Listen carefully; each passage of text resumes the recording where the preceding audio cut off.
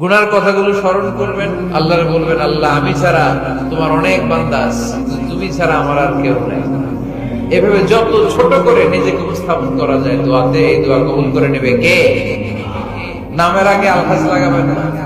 কেউ যদি আপনারে বলে হাজী সাহেব বলুক, কিন্তু আমি হজ করছি একজনকে দেখানোর জন্য, তিনি কে?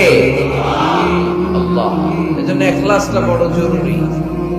লোক দেখানো মনোভাব আমাদের সবকিছুকে ধ্বংস করে দেয়। তো যারা হজ করেছেন কেউ কিন্তু হাত তুলতে পারলেন না যে হুজুর আমি 100% কনফার্ম যে আমার হজটা কবুল হয়েছে, কিন্তু আল্লাহর হাবিব বলেন রহমতের নজরে তোমার আব্বা আম্মার চেহারার দিকে যদি একবার তাকাও, মুহূর্তেই একটা কবুল হজের সওয়াব তোমার আমলনামায় আল্লাহ দিয়ে দিবে।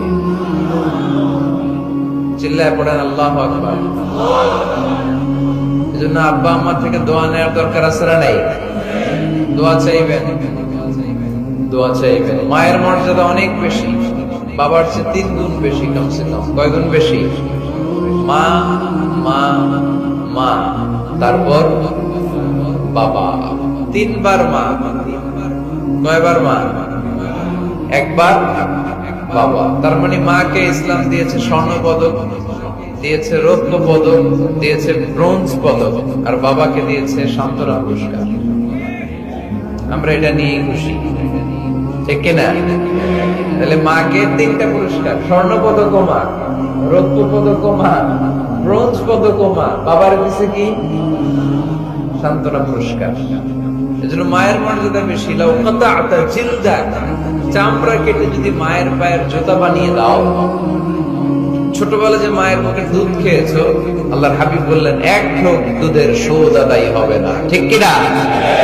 মায়ের এক ধার দুধের দাম, কাটিয়া গায়ের চাম, বাপস বানাইলে ঋণের শোধ হবে না। এমন দরদি হবে কেউ হবে না আমার মা।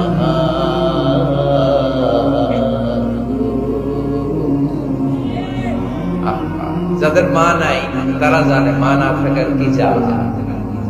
যাদের বাবা নাই তারা জানে বাবা না থাকার কি জ্বালা। এখন ঘরে ঝগড়া করে, এখন ভাল লাগে না আব্বা, এখন আব্বা এই ভুল ধরে, আম্মা এইটা বলে, এখন অনেক অসহ্য লাগে। যেদিন চলে যাবে ওই দিন বুঝতে পারবেন মাথার উপর থেকে ছাতাটা নাই হয়ে গেছে, বট বৃক্ষটা চলে গিয়েছে, আর উপদেশ দেওয়ার মতো কেউ নাই, কাছে আগলে রাখার মতো কেউ নাই। এজন্য আব্বা আম্মা থাকতে আমরা যেন আব্বা আম্মার কাছ থেকে দোয়া চাই। আব্বা আম্মার দোয়া কোনোদিন